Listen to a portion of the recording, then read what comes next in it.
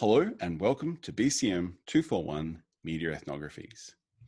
This week we are thinking about the relationship between ethnography and content production, both in the broadcast media industries and the emerging creative industries enabled by the internet paradigm. Joining me today for the conversation is Susan Maloney.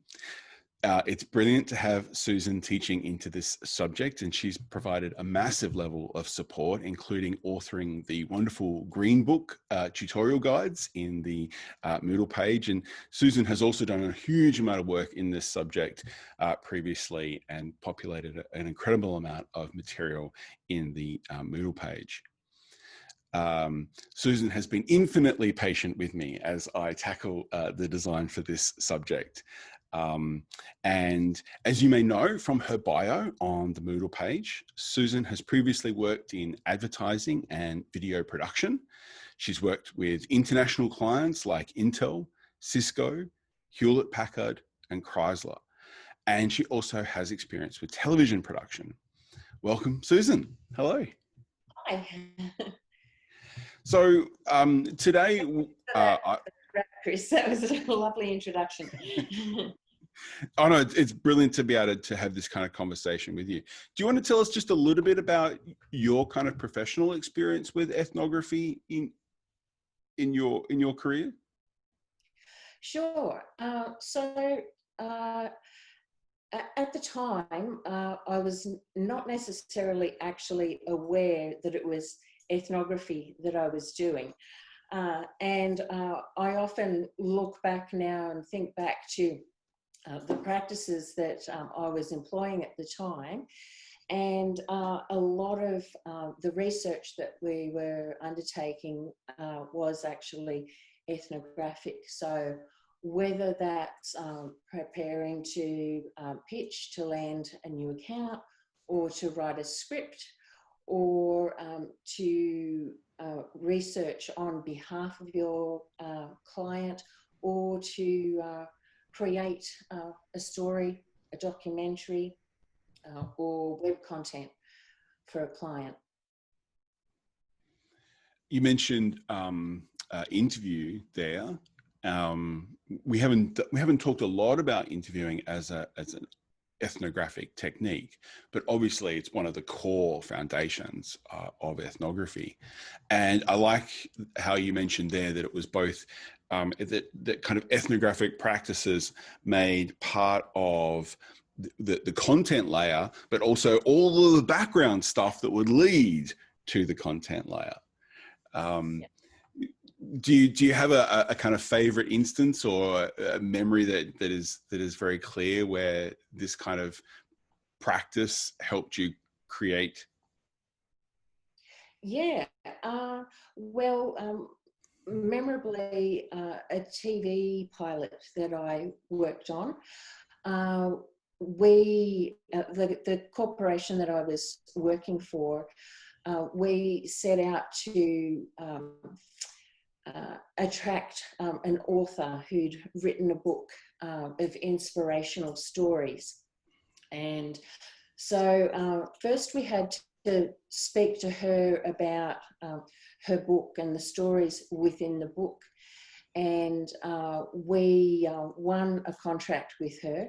And then we went on to speak to the people, a couple of the people that the inspirational stories were based around. So we went up to the Wild Horse Sanctuary, and we went to a submarine creator up in San Leandro in Northern California. And we interviewed those people about their stories. We conducted a pre-interview and warmed them up, told them what we would be asking them, how we planned on representing them, what the show was about. And then when we were actually there on site, we were gathering more footage as well as capturing the interviews with them. Once we had all of that footage in the can and we came back to edit and be in the studio, then we were still adding in more information. We were still conducting more research to flesh that out. And we also identified patterns, points of significance. We plucked out important quotes to help carry the story and deliver on that idea of being inspirational. That's really interesting. I think we've talked a little bit in the subject about what you do when you've collected your data, in this case the interview, and how your framework or your paradigmatic framework helps structure the results. So you're selecting bits out and you're putting it together with a specific framework. In that instance, you're dealing with a narrative and the narrative framework. And obviously you want a kind of 3-act structure with kind of introduction and, heading to a point of drama and then a conclusion for the narrative. And so that's the structure that you're using that material. I'm also kind of interested, and we have a couple of students who are kind of running kind of small businesses where they're actually interviewing clients in order to determine what they want. Have you had similar experience where you've had to kind of sit down and kind of do a kind of conversation, do a kind of interview in order to extract, the core of what you want to try and deliver? Yeah, absolutely. Well, firstly, let me step back to landing an account and pitching to a client. Right. So the first phase of that was doing background research. So that involves looking at who's currently producing for them, what's their brand about, how are they presenting themselves online and through various forms of media, and how can we improve on that? What can we offer them, and how can we speak to that? So before we'd even go into a meeting, we would be doing all of that background research, even putting together reports for our team. So that we could go in there and present and say, this is what we can do for you. If there was a particular project that they were canvassing businesses to pitch for the work, then we would research into the topic that they wanted us to investigate. And then once we've landed the account or gotten the work, we would then sometimes go into the workplace. We would get testimonials from clients that had worked with them to represent them in the way that they hoped to be represented. Sometimes the work that we did was actually research-based, and it was to help them to resolve an issue that was in-house, and then create internal communications to all of the staff. So you could see how the person that's over in Japan is struggling with this issue if you're not doing your part correctly on this end of things. Yeah. I remember reading a book about the history of Nintendo and how Nintendo in the US employed ethnographers to go to Nintendo in Japan to try and make sense of their culture and how they produced such awesome games, and then come back and report their experience and how they made sense of that culture to Nintendo US so that they could better align their operations, because they were having kind of cultural conflicts. And I love this role of ethnography, right, in that is trying to make sense of a situation and then communicate that situation in such a way as that problems can be resolved. And that, that can lead to better content production. And it's not even it's not even, approaching the content directly. It's about addressing issues. And I think that's a nice segue to talking about an event that you recently attended, where ethnography was being used to improve customer experience. Yes, that's right. So I am a part of the New South Wales community of CX professionals, and I was invited to an online event where they gave a presentation and a debrief on customer research in digital product design and delivery. And their research became specifically focused on dealing with the whole COVID situation. So from the outset, Services New South Wales were looking to consolidate the experience of visiting their websites in all sectors. So you could have a citizen who's clicking on the health site or clicking on the business site, and they'd be able to find some familiarity about the site that they're visiting.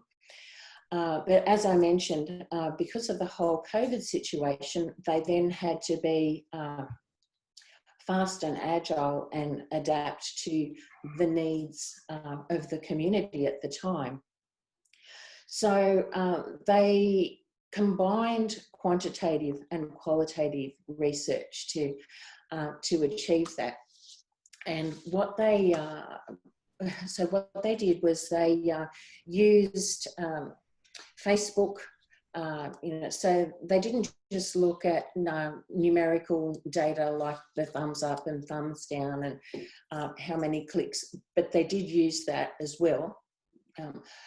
They interviewed clients as well, and what was key to their success, and I guess this is part of the reason why New South Wales is being heralded as achieving a gold standard, is that the team were so responsive and they were constant in their research.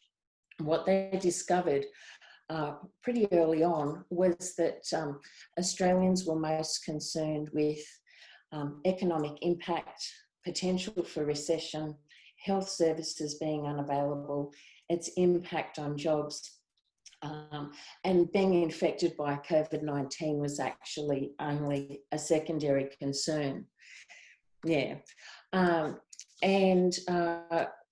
What they were also doing is the whole team across the different sectors that were doing this research and then creating the content and putting it out, they had each other on speed dial, and they were adopting into their approach to create, for example, COVID safe, their own ethnography that they were taking, that was taking place while they were going to their local gym or their local coffee shop or local businesses. They were actually picking up ideas from the community as well, and then bringing that back to their research team and saying, hey, like maybe we could use this. And so they were putting that in their package, their COVID safe package to the community.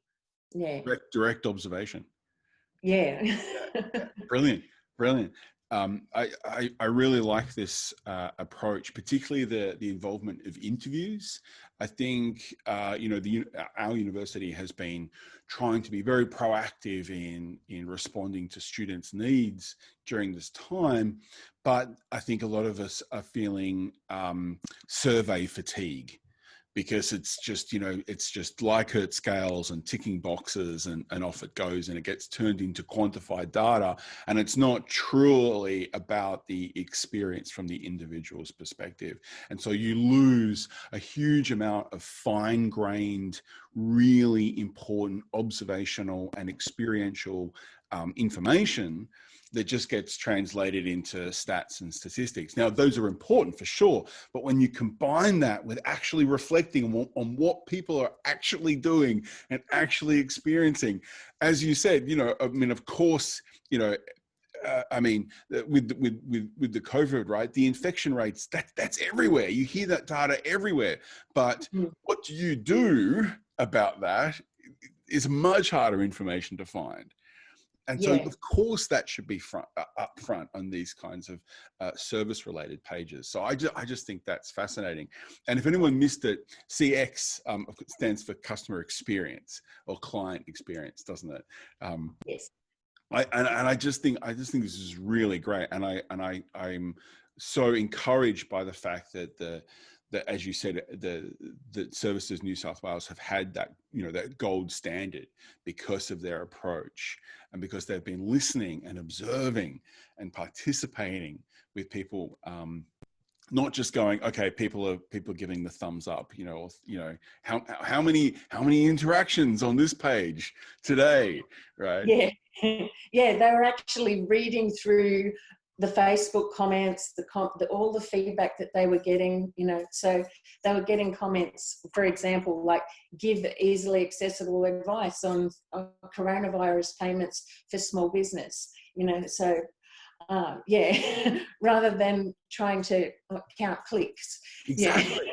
Exactly. Yeah. And this leads me right into the last topic that I wanted to chat with you today, which is about the way in which ethnography, and particularly autoethnography, has become a major part of what we can call the kind of new or you know, digital creative industries. Well, and we're talking about, you know, YouTube and Instagram and Facebook and all of the social media platforms, where it's very easy, particularly our students who are exploring DAs and trying to experiment with different, you know, types of content and styles, to get bogged down in likes and to get bogged down in views and miss the much more important layer of comments and listening to your participants. So they're not just fans, right? They're not just following you. If someone is putting a comment on your video, they are engaging with you. And if you're not responding to that, if you're not incorporating that into your production, if you're not thinking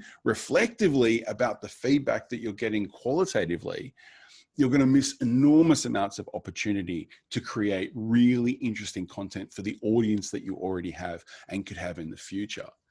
Yeah, absolutely. Sorry, go on. I was just going to add that, yeah, sometimes you can go on to a YouTube channel or look at a clip, and then if you scroll down through the comments, there's diamonds in there for the community that's engaging with them, but also for the creators of the content that, you know, that have put the clip out there in the first place. Yeah. There's going to be trolls, and there's going to be like that's just the reality. But as you said, amongst the muck, right, there will be diamonds that you can totally use and totally build on. I find, you know, particularly, I've got an honours student who's working on a project looking at cancel culture in the beauty industry. And so I've been starting to watch beauty influencer YouTube videos, and it's just pure autoethnography.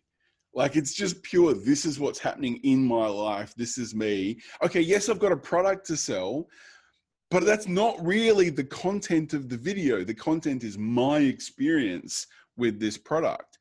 Yeah. And so that leads to authenticity. That leads to an interesting persona being created. It leads to a much more engaging experience with what might be otherwise just a kind of branded background experience.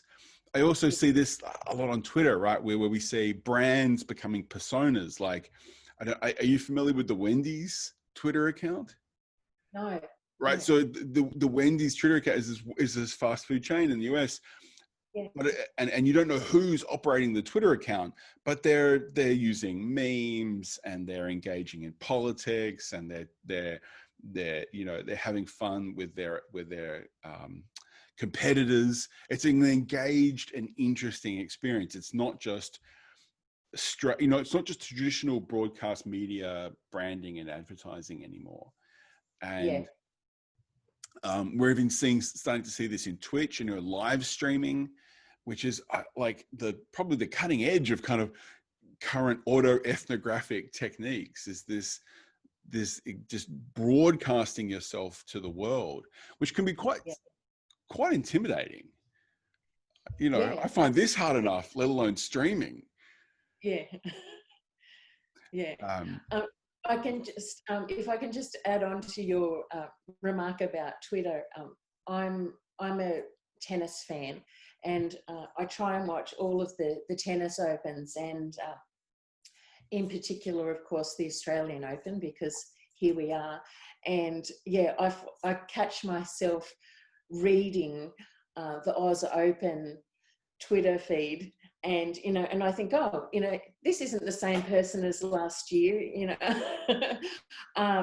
or I like what they're doing over here, and they're incorporating memes now, or so I get invested not just in the game, but in the way that it's being communicated and the way that they're getting people engaged on social media as well. Yeah. I would love to know what their Twitter protocol is, right? Because as you say, you can detect a different voice, but they've probably done a lot of research to figure out what their Twitter protocol is, like what kind of topics, what kind of tone, what the conversation should be. There's probably a group of them planning the tweets in the background about what kind of experience they want their audience to have today. Like it's a very produced, but also more authentic at the same time, because it's live and it's in public, and you have to respond to immediate feedback. Like much more than just ratings in the past. You've got actual people telling you what you should be doing in real time. And so this is why I think it's great that, our students are, working on Twitter, working on blogs, working on YouTube, working on SoundCloud, working in public as they're doing their degree, because they're going to be hitting the ground running and working with the public once they get out into into employment and the industry, because that's where it is at the moment. Yeah. Okay, lovely. Thank you. I know that was a kind of crash course on ethnography in the workplace and in the professional production, but I just wanted to say thank you to Susan for joining me in the conversation today. And we will see you on Discord later this week, and happy researching. Thanks, Susan. Thanks, Chris. Bye. Bye-bye.